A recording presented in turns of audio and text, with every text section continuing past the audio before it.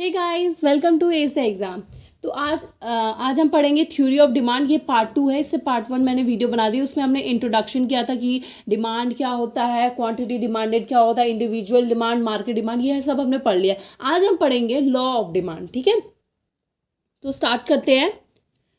Start with the what is law of demand. ठीक है, law of demand क्या होता है? Law of demand is there is inverse relationship between price of the commodity and there is a inverse relationship between price and quantity demanded. Price और quantity demanded के बीच में एक inverse relationship है। जैसे कि पढ़ते हैं हम, according to demand rises quantity demanded rises as fall in price and other thing remain constant. ठीक है, जो क्वांटिटी डिमांडेड है कब बढ़ता है? जब हमारा जो प्राइस होता है वो घट जाता है, कम हो जाता है। और अगर हमारा क्वांटिटी डिमांडेड फॉल कहाँ होता है, कम कहाँ होता है? जब हमारा प्राइस बढ़ जाता है। And other thing remain constant, बाकी सब चीज़ें कांस्टेंट रहती है। बस अगर प्राइस बढ़ने से डिमांड कम होता है और प्राइस कम होने से डिमांड बढ़ता है। ठीक है, आगे चलते हैं। अब आता है, हम इसको डायग्राम और टेबल की मदद से पढ़ेंगे। देखो, जैसे हमारा जो प्राइस था सबसे ज़्यादा था, 5 था, तो हमारा जो डिमांड कितना है? 100 है। 4 हुआ 200 आ गया, 3 हुआ 300 आ गया, 2 हुआ 400 आ गया। और प्राइस जब सबसे ज़्यादा कम था, 1 पे था, प्राइस डिमांड सबसे ज़्यादा था 500। और यहाँ पे प्राइस जब सबसे ज़्यादा था तो हमारा डिमांड कितना था? 100 था। ठीक है, तो ये हमें क्या बता रहा है कि इनके बीच में एक इनवर्स रिलेशनशिप है। प्राइस जैसे जैसे कम हो रहा है, डिमांड वैसे वैसे बढ़ रहा है। ठीक है, ये देखो, प्राइस कम हुआ, हमारा डिमांड बढ़ गया। अब प्राइस जैसे जैसे बढ़ रहा है, हमारा डिमांड वैसे वैसे कम हो रहा है। तो इसको क्या कहते हैं? It is a negative relation और inverse relationship between price and demand of the commodity. अब देखो, इसको टेबल की मदद से समझते हैं। देखो, यहाँ 5 है तो हमारा डिमांड कितना है? 100 था। अब 4 तो 200, 3 तो 300, 2 तो 400 और 1 तो 500। ठीक है, तो जो हमारा डिमांड कर्व है, ये क्या है? एक डिमांड कर्व है। और हमारा डिमांड कर्व क्या होता है? Downward sloping. जो हमारा डिमांड कर्व क्या होता है? एक डाउनवर्ड स्लोपिंग होता है। अंडरस्टैंड? आगे चलते हैं। Assumptions of law of demand. कुछ अजम्पशंस हैं हमारे लॉ ऑफ डिमांड के, वो पढ़ लेते हैं। Other thing remain constant means that, अभी मैंने पिछले उसमें बताया ना कि बाकी सब कुछ कांस्टेंट रहता है, बस प्राइस बढ़ने से क्वांटिटी डिमांड कम होती है और प्राइस घटने से क्वांटिटी डिमांड बढ़ती है। तो अब हम ये पढ़ेंगे कि अदर थिंग रिमेन कांस्टेंट में अदर थिंग्स क्या क्या होती हैं। First, the taste and preference of the consumer remain constant. देखो, प्राइस के बढ़ने या घटने से हमारा टेस्ट एंड प्रेफरेंस नहीं चेंज हो जाएगा। जो चीज़ हम पसंद करते हैं वो इस वजह से कम नहीं हो जाएगा जस्ट बिकॉज उसका प्राइस बढ़ गया या उसका प्राइस कम हो गया। ठीक है, तो ये चीज़ें कांस्टेंट रहती है। दूसरा है, there is a no change in income of the buyer. Price के बढ़ने या घटने से income of the buyer change नहीं होता है। मतलब बायर्स का इनकम जो है वो चेंज नहीं होगा, ना बढ़ेगा ना घटेगा, ऐसा कुछ नहीं होता। जबकि प्राइस के बढ़ने या घटने की वजह से प्राइस ऑफ रिलेटेड गुड्स, ठीक है, जैसे अगर एक्स का प्राइस बढ़ गया तो ये जरूरी नहीं है कि वाई का ही प्राइस बढ़ जाएगा। ठीक है, तो price of related good do not change. तो प्राइस का जो रिलेटेड गुड्स होता है वो चेंज नहीं होता है। और there is a no change in size of the population, और जो साइज ऑफ पॉपुलेशन है वो भी चेंज नहीं होता है। ठीक है, प्राइस के बढ़ने या घटने से। ये हमारे कुछ अजम्पशंस थे। अब चलते हैं आगे। अब आता है, ये पूछते हैं कि why more of goods is purchase when price fall. ये बोल रहा है कि ज़्यादा गुड्स क्यों खरीदते हैं जब प्राइस फॉल होता है। या क्वेश्चन तुम्हारे पेपर में ये आ जाए कि why does demand curve slopes downward. और डिमांड कर्व का जो स्लोप है डाउनवर्ड क्यों होता है। ठीक है, ये दोनों में से कोई भी क्वेश्चन आ जाए, इसका आंसर सेम ही होगा। ठीक है, तो स्टार्ट करते हैं। Downward slope of demand curve indicates that more is purchase in response of fall in price. Downward curve का मतलब क्या होता है? डाउनवर्ड स्लोप क्या इंडिकेट करता है? कि ज़्यादा से ज़्यादा सामान खरीदा गया है in response to fall in price. मतलब प्राइस कम होने की वजह से ज़्यादा सामान खरीदा गया है, तो उसको क्या कहते हैं? डाउनवर्ड स्लोपिंग कहते हैं। There is inverse relationship between own price of the commodity and it's quantity demanded. ठीक है, जो क्वांटिटी डिमांड और प्राइस के बीच में क्या है? एक इनवर्स रिलेशनशिप है। दिस में explain in terms of the following factor, इसने कुछ फैक्टर्स में एक्सप्लेन किया है कि जो इनवर्स रिलेशनशिप है वो कैसे होता है। The first one is law of marginal utility. ठीक है, पहला क्या आता है, law of marginal utility. Law of marginal utility क्या है, हमने यूटिलिटी चैप्टर में पढ़ा था कि मार्जिनल यूटिलिटी क्या होता है। ठीक है, मार्जिनल यूटिलिटी क्या होता है कि मतलब जितना ही each successive unit of marginal utility लेते हैं वो क्या होता है, डिमिनिश होता रहता है। ठीक है, तो ये हमारे लॉ ऑफ डिमांड पे ये होता है कि देखो जैसे ही कंजप्शन इंक्रीज होता है, जैसे ही हम ज़्यादा कंजप्शन करते हैं, हमारा जब मार्जिनल यूटिलिटी क्या होता है वो डिमिनिश हो जाता है। ठीक है, so every additional unit to be purchase the consumer is willingly to pay less. ठीक है, समझ आया कि जितना हम क्वांटिटी डिमांड ज़्यादा से ज़्यादा लेंगे वो इन रिस्पॉन्स में लेंगे कि जो हमारा प्राइस है वो कम है, हम कम प्राइस देंगे तभी हम ज़्यादा सामान लेंगे, और हम कम सामान लेंगे मतलब हम ज़्यादा प्राइस दे रहे हैं। ठीक है,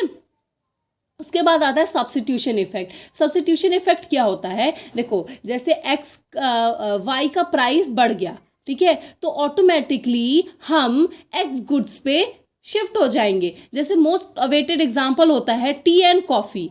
लोग मोस्टली लोग इंडियंस, जो हमारे इंडियंस होते हैं वो क्या ज़्यादा से ज़्यादा क्या पीते हैं, चाय पीते हैं। ठीक है, अगर चाय का प्राइस बढ़ गया तो लोग ना चाहते हुए भी कॉफ़ी पे शिफ्ट हो जाएंगे, क्योंकि देखो इसका प्राइस इसके मुकाबले शायद कम होगा तभी लोग इस पे शिफ्ट हो रहे हैं। ठीक है, तो ये होता है कि अगर इसका प्राइस बढ़ गया तो हम ऑटोमेटिकली इस पे शिफ्ट हो जाएंगे। ठीक है, और टी का जो डिमांड होता है वो कम हो जाएगा, just because there is a high in price. इसका प्राइस बढ़ गया तो हमारा टी का जो डिमांड कम हो जाएगा, और हम क्या हो जाएगा, तो हम लोग क्या हो जाएंगे, सब्स्टिट्यूशन इफेक्ट लग जाएगा, हम एक गुड से दूसरे गुड पे शिफ्ट हो जाएंगे।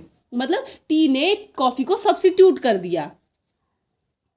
आगे चलते हैं, साइज ऑफ द कंज्यूमर। ठीक है, साइज ऑफ द कंज्यूमर भी मैटर करता है बहुत ज़्यादा, क्योंकि देन देखो जब प्राइस ऑफ कमोडिटी फॉल होता है ना तो बहुत सारे बायर्स जो होते हैं ना वो अब खरीद सकते हैं। ठीक है, तो जो according to demand of the commodity expand. ठीक है, जो डिमांड ऑफ द कमोडिटी क्या हो जाता है वो बढ़ जाता है। जैसे अगर प्राइस फॉल हुआ तो जो पुअर सेक्शन ऑफ सोसाइटी है, जो बहुत ज़्यादा महंगा सामान अफोर्ड नहीं कर सकते, तो वो भी खरीदने लग जाएंगे। ठीक है, तो हमारा जो डिमांड क्या हो जाएगा वो बढ़ेगा। ठीक है, तो size of the consumer group भी है वो बहुत मैटर करता है। अगला आएगा डिफरेंट यूजेस।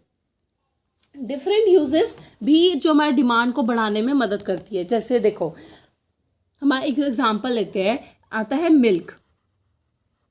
मिल्क के बहुत सारे यूजेस हैं, जैसे हम पीने के लिए यूज़ करते हैं, हम चीज़ बनाने के लिए यूज़ करते हैं, हम बटर बनाने के लिए यूज़ करते हैं, हम कर्ड बनाने के लिए यूज़ करते हैं। ठीक है, अब देखो पहले प्राइस जो मिल्क का था वो बहुत बढ़ा हुआ था, बहुत ज़्यादा था, तो लोग सिर्फ पीने के लिए यूज़ कर रहे थे, मतलब सिर्फ पीने के लिए यूज़ करते थे ये। लेकिन जैसे ही इसका प्राइस घट गया, इसका प्राइस क्या हो गया, घट गया, तो अब हम लोग इसकी डिमांड बढ़ गई। अब प्राइस इसका घटा हुआ है तो लोग सोच रहे हैं हम दूध ला के ना चीज़ बना लेते हैं, हम दूध ला के बटर बना लेते हैं, हम दूध ला के कर्ड बना लेते हैं, क्योंकि इसका प्राइस घट गया है। तो अब लोग डिफरेंट यूजेस करेंगे उसका। ठीक है, उसको अलग अलग चीज़ों में यूज़ करने लग जाएंगे। तो क्या होता है, डिफरेंट यूजेस की वजह से भी जो हमारा डिमांड होता है वो बढ़ता है। और जो डिमांड और इसमें क्वेश्चन था ना कि why demand curve slopes downward. Demand curve slopes downward क्यों होता है, क्योंकि more and more commodity is purchase in response of fall in price, और ज़्यादा से ज़्यादा डिमांड बढ़ रहा है। ठीक है, इस वजह just because of fall in price, इस वजह से हमारा डिमांड बढ़ा है, तो हमारा जो डिमांड कर्व है वो स्लोप डाउनवर्ड होगा। अगला आता है इनकम इफेक्ट। इनकम इफेक्ट क्या होता है, ठीक है, इनकम इफेक्ट होता है, देखो ये क्वांटिटी डिमांडेड पे इफेक्ट करता है कि when the real income of the buyer होता है ना वो चेंज होता है owing to change in the price. ठीक है, प्राइस के बढ़ने या घटने से जो लोगों का इनकम होता है वो चेंज होता है, उसको क्या कहते हैं, इनकम इफेक्ट कहते हैं। ठीक है, तो हमें समझ आ गया ना कि why demand curve slopes downward, जो डिमांड कर्व का स्लोप्स है वो डाउनवर्ड क्यों होता है, या फिर मोर गुड्स क्यों परचेज होता है व्हेन इट्स प्राइस फॉल, और प्राइस फॉल होता है तो मोर गुड्स क्यों परचेज होता है। ठीक है, समझ आ गया। आगे चलते हैं, expansions of law of demand. Expansions of law of demand क्या होता है? देखो, हमारा जो लॉ ऑफ डिमांड होता है ना, फेल होता है कहीं पे जाके, कई गुड्स पे जाके जो हमारा लॉ ऑफ डिमांड क्या होता है, वो फेल होता है। अब वो फेल कहाँ कहाँ होता है वो हम पढ़ेंगे। आर्टिकल्स ऑफ डिस्टिंग्विश, ठीक है। इसमें क्या होता है कि कुछ गुड्स के जो डिमांड इसलिए बढ़ते हैं क्योंकि उसका प्राइस ज़्यादा है, और उसकी डिमांड कम इस वजह से होती है क्योंकि उसका प्राइस कम है, तो उसको क्या कहते हैं? Article of distinction. उसके बाद आते हैं गिफन गुड्स। कुछ गिफन गुड्स होते हैं, ये इनके भी डिमांड इसलिए बढ़ता है क्योंकि इनका प्राइस ज़्यादा है और डिमांड कम होता है। देखो, पीएक्स बढ़ता है क्योंकि क्यू एक्स बढ़ता है क्योंकि पी एक्स ज़्यादा है, और क्यू एक्स घटता है क्योंकि प्राइस इसका कम है, ठीक है। जैसे एक एग्जांपल से समझाती हूँ। देखो, आईफोन है, जब आईफोन का प्राइस एकदम कम हो जाएगा, ठीक है, मतलब इसके प्राइस एकदम कम हो जाएंगे, मतलब जैसे अगर हम कोई भी 20 या 30 हज़ार का फ़ोन लेते हैं, 20-25 हज़ार का जो हम नॉर्मल फ़ोन लेते हैं, ठीक है, तो अगर आईफोन के प्राइस इतने इतने हो गए तो लोग, हर कोई खरीद सकता है, हर कोई खरीद लेगा, तो उसके बाद जो उसका डिमांड है ना, ऑटोमेटिकली कम होना शुरू हो जाएगा। एक टाइम पे बढ़ेगा लेकिन एक टाइम पे ऑटोमेटिकली ही कम हो जाएगा उसका प्राइस, क्योंकि देखो, कुछ लोग चीज़ें इसी वजह से खरीदते हैं क्योंकि उसका प्राइस ज़्यादा है, क्योंकि उन्हें शो ऑफ करना होता है, ठीक है, उन्हें अपनी चीज़ें शो ऑफ करनी होती है कि मैंने इतना महंगा खरीदा है, ठीक है। तो यहाँ पे लॉ ऑफ डिमांड हमारा फेल होता है क्योंकि कुछ चीज़ों का प्राइस इसी वजह से बढ़ रहा है क्योंकि वो हाई इन प्राइस है, वो महंगी है, महंगी चीज़ लोग खरीदते हैं, ठीक है, महंगी खरीदते हैं, इस वजह से वो डिमांड बढ़ा हुआ है। देखो, आईफोन जो है वो अपना प्राइस कभी कम नहीं करता है,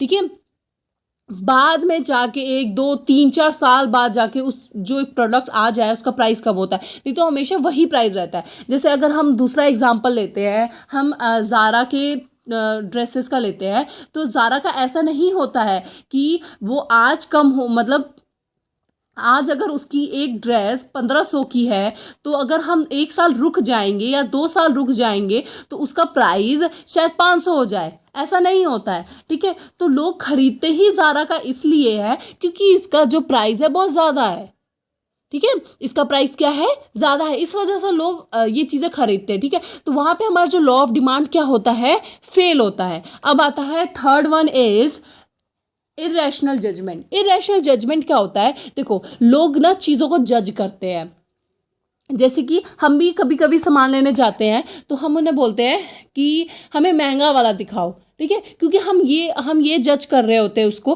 कि अगर ये सस्ता है मतलब ये जल्दी टूट जाएगा, और अगर ये महंगा होगा तो ये जल्दी नहीं टूटेगा, ठीक है। तो इसको क्या कहते हैं? Irrational judgement. तो यहाँ पे भी हमारा लॉ ऑफ डिमांड फेल होता है, जहाँ पे हम लोग चीज़ों को जज कर रहे हैं कि वो ज़्यादा प्राइस है तो हम खरीदेंगे और कम प्राइस है तो हम नहीं खरीदेंगे क्योंकि वो बेकार होगा, ठीक है। तो यहाँ ये जो 3 सिचुएशंस है ना, यहाँ पे जो हमारा लॉ ऑफ डिमांड क्या होता है?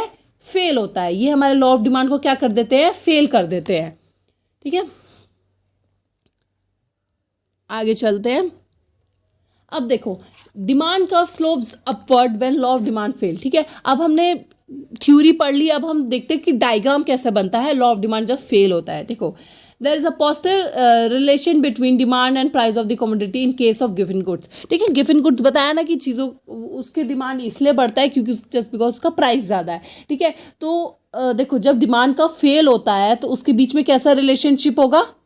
पॉजिटिव, क्योंकि जब लॉ ऑफ डिमांड था उसके बीच में कैसा रिलेशन है? नेगेटिव रिलेशन है, एक बढ़ेगा तो एक घटेगा। लेकिन जहाँ पे डिमांड बढ़ी इस वजह से रहा है क्योंकि उसका प्राइस ज़्यादा है, तो वहाँ पे क्या है? एक पॉजिटिव रिलेशन है। ये क्या है? एक पॉजिटिव रिलेशन है, और पॉजिटिव रिलेशन की वजह से हमारा जो डिमांड कर्व है वो फेल होता है। और पॉजिटिव रिलेशनशिप किस केस में होता है? सिर्फ गिवन गुड्स के केस में होता है।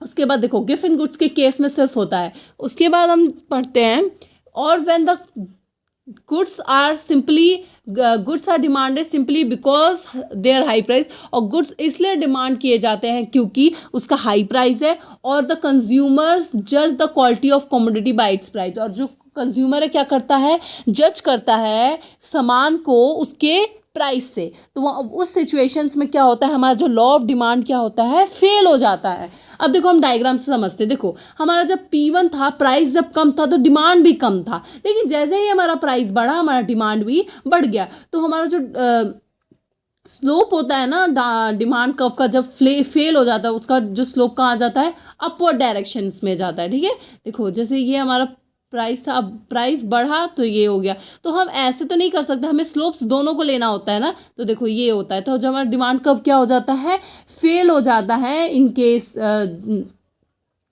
Of given goods. ठीक है, गिवन गुड्स हमारे जो डिमांड कर्व को क्या करती है, फेल करती है, लॉ ऑफ डिमांड को क्या करती है, फेल कर देती है। ठीक है, that's all for today. Thank you for watching. Stay connected and I will catch you in next one. Bye bye.